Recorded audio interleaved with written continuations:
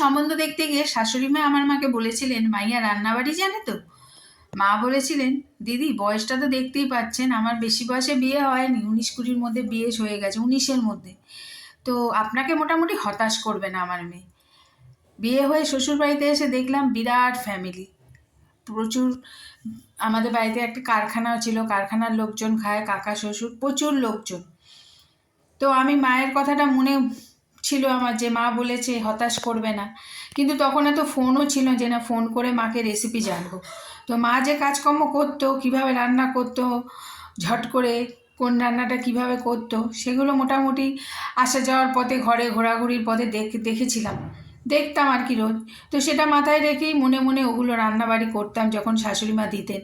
তো খাওয়ার পরে কেউ খুব একটা দুর্নাম করেনি, বুঝেছিলেন প্রথম তো এরকম একটু আধটু হবে। তো মা, আজ তুমি নেই, তোমাকে থ্যাংক ইউ জানাই।